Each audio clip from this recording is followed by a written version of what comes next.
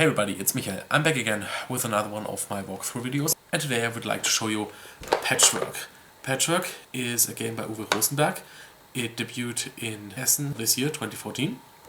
It's from Lookout Games, the English version is by Mayfair, and it's for 2 players only, so it's part of Lookout's 2-player line. Speaking about languages, the game is language independent, but the English and the German version only come with rules in the respective languages, but on the other hand, you can find both rule sets online. The game is for 2 players, ages 8 and up, and it plays in about 30 minutes.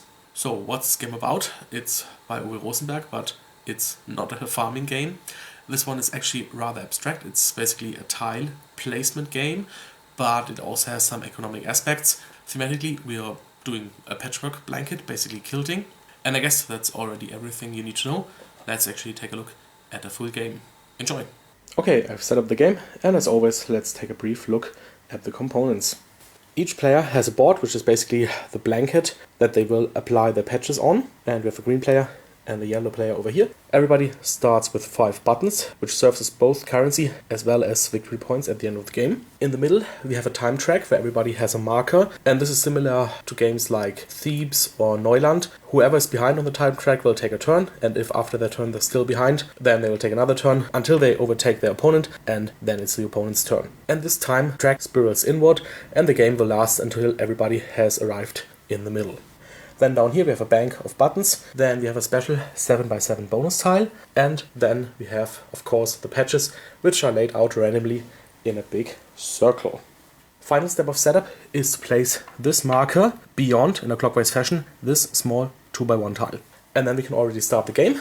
Let's say that the green player is the starting player. On your turn you can do one of 2 things. You can either buy a new patch and put it onto your blanket, or if you don't like the patches that are available or you can't afford them, then you can earn buttons. But right now the green player wants to buy a patch, and the ones that are available are the next 3 in clockwise order from that marker. And a patch has a price in buttons, so this one costs 2, this one costs 1, this one doesn't cost anything, and also a price in time, so 3, 3 and 4.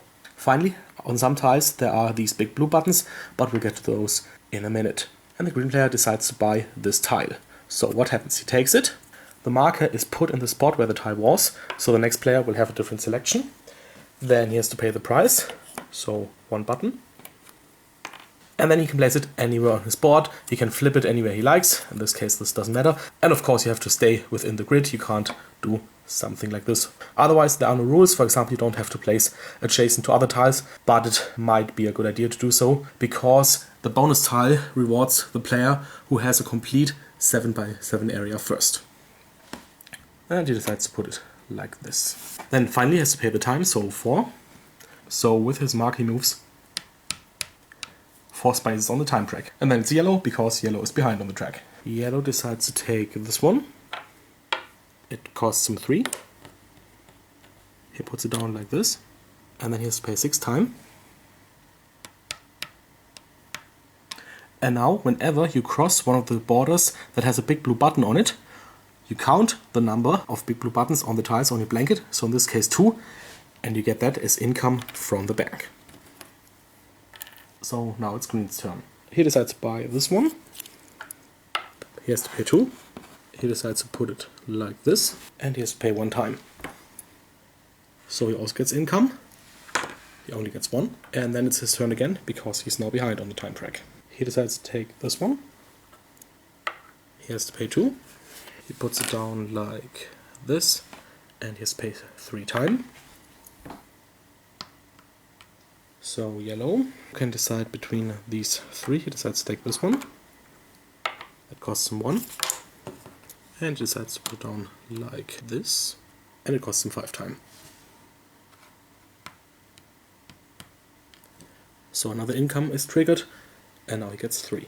Now green has only 1, so he can't afford any of the next 3 tiles, so he chooses the other option, earning buttons. And whenever you do that action, you advance so far on the time track that you are exactly 1 space ahead of your opponent. So in this case green has to advance 1, 2, 3, 4 spaces. And for each space advanced this way, he gets a button, so in this case 4. But since he also crossed this border, he triggers an income for himself, so that's another 2. And whenever you earn buttons by advancing, I have to stress this again, you can't just say, okay, I advanced 2 spaces and earn 2 buttons. You have to go all the way until you're ahead of your opponent. Then it's yellow. He decides to take this one. Costs him 4. As well as 2 time. Green decides to take this one. It costs him 7, which is all he has. He decides to put it here. He has to advance 6 time. He triggers an income, so he gets 5. Then it's yellow's turn. With only 2 buttons, he can't afford anything, so he has to advance 1, 2, 3, 4, 5, 6 spaces. So he gets 6 buttons plus income for a total of 10 buttons. Although green could actually afford this tile, he decides to earn buttons instead. So he advances 2 spaces, gets 2 buttons. But also, since he crossed the border with this special 1x1 leather patch, he gets to take it and place it down immediately. And he decides to put it over here. So these are of course great to patch up little 1x1 holes. Then it's yellow's turn. He decides to take this one. Costs him 7. He decides to put it down here, leaving a 1x1 gap. Costs him 1 time. So he lands on top of green. And when that happens, whoever is on top takes the next turn. So it's yellow's turn again. But he decides to simply take buttons. So that's 1. Green decides to take this tile for 7, which is again all he has. He decides to put it here. That'll cost him 4 time. Triggering an income. And he earns 7. Yellow decides to take this tile for 2. Putting it here. That'll cost him 2 time. He also triggers the income and he gets 5. Then it's his turn again. He decides to take this one for 7. Puts it here. Has to pay 2 time. He doesn't get that one unfortunately because the border, well, is 1 space further ahead. Green is lucky, or he did plan very well because he wants to get this one for 1. And he can fit it right here. Costs him 2 time. So he gets another one of the special patches. Now you have to put these down immediately, he can't keep them for later, and he decides to put it here. Yellow only has 2 buttons, so the only tile he could afford is this one for 1. And the thing is that would cost him 2 time, which would advance him up to here without triggering an income. And then on his next turn he would have only 1 button left, and there's nothing he will be able to afford with that. So he decides to take new buttons right now. 2. Green decides to take this one for 1. Putting it here. Costs 2 time. Yellow takes this one. Puts it over here. Costs him 2 time. He triggers an income. And gets 8. Green takes this one for 4. And puts it down like this. Costs him 2 time. So he also triggers the income, which gives him 7. Yellow takes this one for 4. Puts it up here. Costs him 6 time.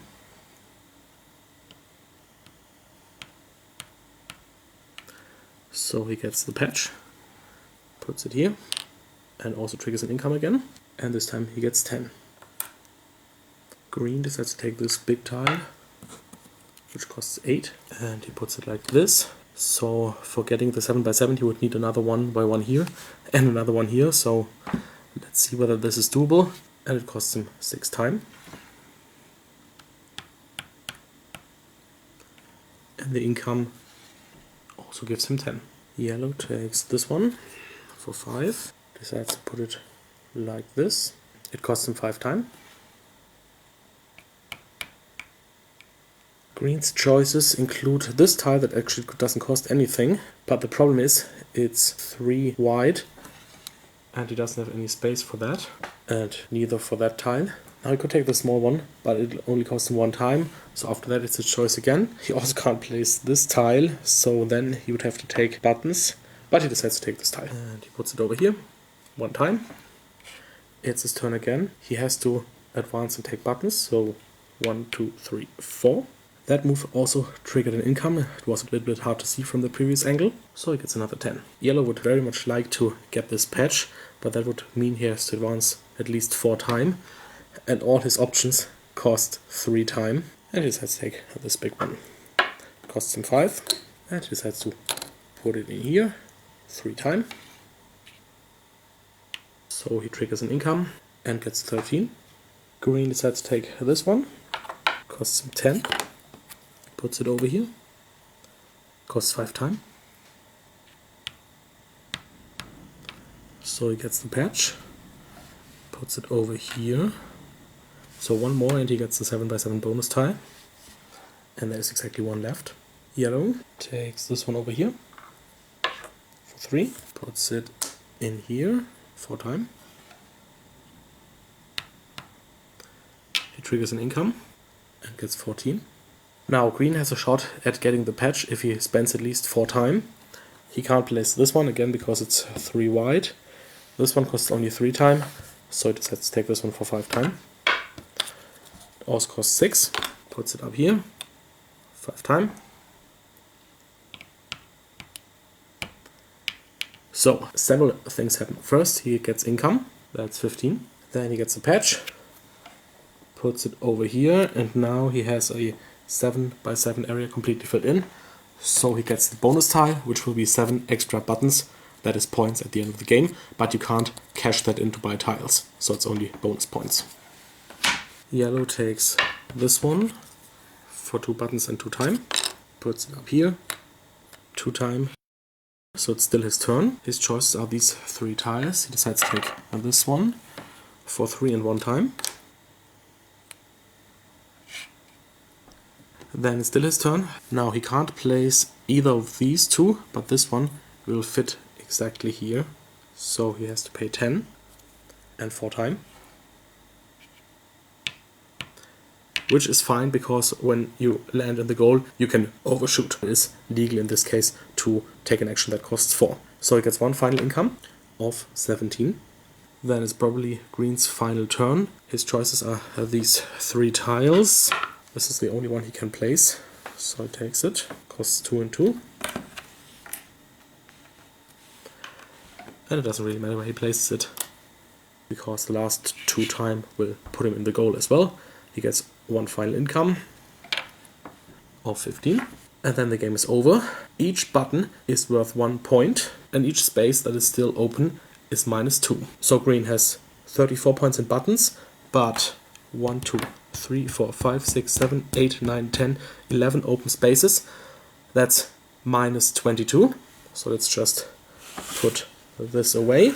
So he is left with 12 plus the 7 bonus points from the tile. That's 19. Yellow has 32 buttons remaining and 1, 2, 3, 4, 5, 6, 7, 8, 9, 10 open spaces. So that's 20 points gone. So he's also left with 12, making green the overall winner. And that was one full game of Patchwork. One final note, the time track is actually 2-sided. The back side has one that is more functional looking, and you can see the spiral going inwards easier, but otherwise it's the same. The income and the leather patch tiles are exactly on the same spaces. So it's basically an aesthetic and functional choice. So, I hope you enjoyed this walkthrough of Patchwork. As you've seen, this is a very easy game to play. There's only a handful of rules and the game plays really fast, making this a great couples game in my opinion. The design is, again, in my opinion, really clever. On your turn you take one of 2 actions. Both will actually advance you on the time track, so there's definitely progress happening. And maybe you trigger an income. If you're fast enough you get one of these patches, and that's basically it. The setup is different every time because the tiles are laid out randomly. In some games it can happen that all the expensive patches are basically in one big clump, and then when the white pawn arrives at that clump, it might be that for several turns the players are just jumping ahead of each other, getting 2 buttons in the process, and at some point somebody will have enough buttons to actually afford one of the expensive tiles, and then the game can go on. But this affects both players.